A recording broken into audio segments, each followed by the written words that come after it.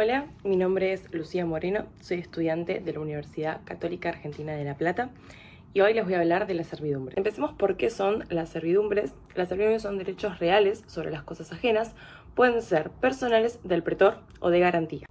Tenemos tres principios de las servidumbres. El primero es: para nadie hay servidumbre de la cosa propia, las servidumbres son únicamente de las cosas ajenas. El segundo es: la servidumbre no puede consistir en un hacer. La servidumbre no consiste en un hacer, sino que consiste en un padecer o soportar. Y el tercero es: no puede haber servidumbre de una servidumbre. Este principio se originó con la imposibilidad de imponer un usufructo sobre una servidumbre predial. Las servidumbres prediales se caracterizan por estar establecidas para una permanente utilidad de un fundo vecino, ser perpetuas y tener como objeto cosas inmuebles. Existen dos tipos de servidumbres prediales: las rústicas y las urbanas.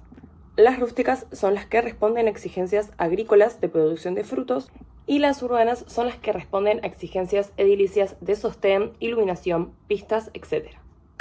Las servidumbres rústicas más antiguas fueron las tres de paso: el derecho de pasar a pie o a caballo, el de arriar el ganado, el de transportar materiales con carro a través de un camino construido a través de ciertas medidas, y las de derecho de derivar agua o conducirla a través del fondo sirviente.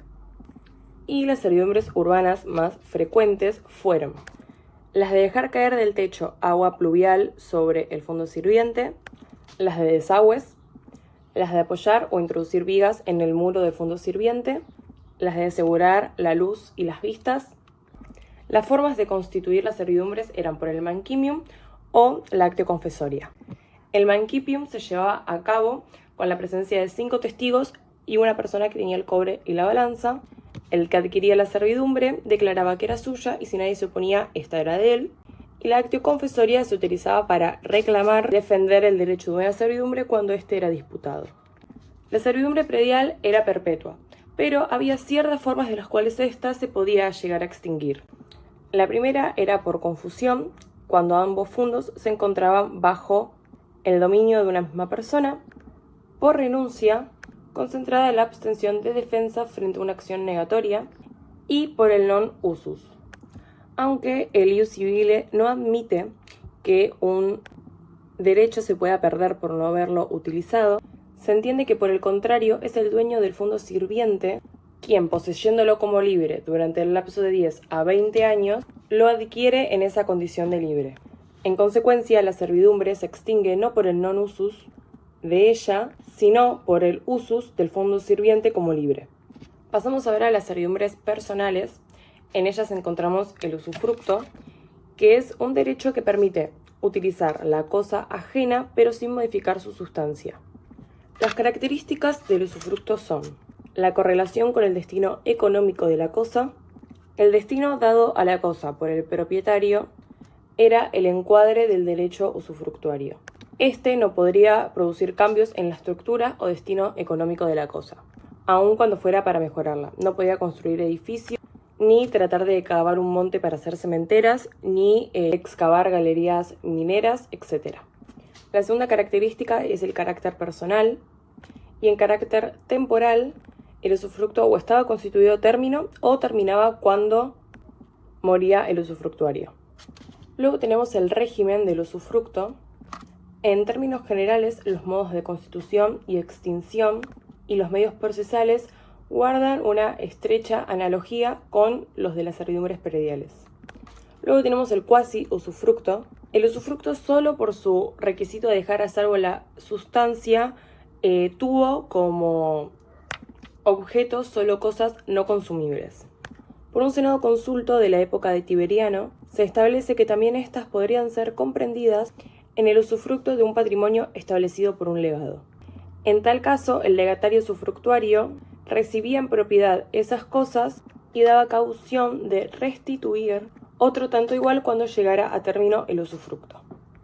Luego encontramos el uso, que es el ejercicio del poder de manejo, pero sin disfrute de una cosa. Consistió en la facultad de usar una cosa dentro de los estrechos límites de las necesidades propias o familiares.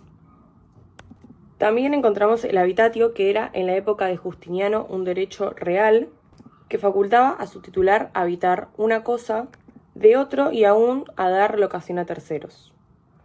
Y por último encontramos el operae servorum, que también es un derecho real de la época de Justiniano, que facultaba a valerse de la actividad de esclavos ajenos y aún alocarla. Seguimos con los derechos reales pretorianos. Se llamaron así porque tuvieron su origen en la protección dada por el pretor a ciertas relaciones.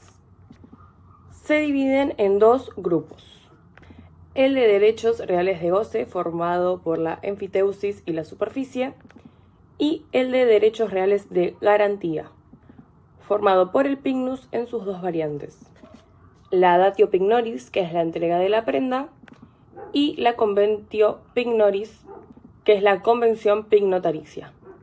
Por un lado, la enfiteusis es la concesión perpetua o a largo plazo de un fundo. Confiere un derecho natural de goce, así como el usufructo, pero con ciertas diferencias. Por otro lado, la superficie es un derecho real total y establece goce de un edificio a favor de quien lo había construido, y pagaba un canon anual llamado solarium de suelo. Por último tenemos los derechos reales de garantía, donde encontramos la prenda y la hipoteca. Prenda o hipoteca son bienes muebles o inmuebles que tienen el mismo carácter de garantía real. La única diferencia es que la hipoteca no requería la entrega de la cosa al acreedor, por lo que resultó más práctica y frecuente en la utilización de cosas inmuebles. Los objetos de la prenda o la hipoteca son ambas presuponiendo un crédito simple o a término o con condicional, y pueden ser constituidas no solo por el deudor, sino también por un tercero. En los derechos del acreedor pignotaricio o hipotecario, encontramos que el acreedor pignotaricio cometía un fructu usus de su uso o gozaba de la cosa entregada solo en garantía de su crédito.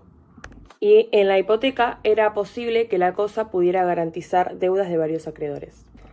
Y por último tenemos la extinción de la prenda y de la hipoteca. Se extinguían por el cumplimiento total de la prestación.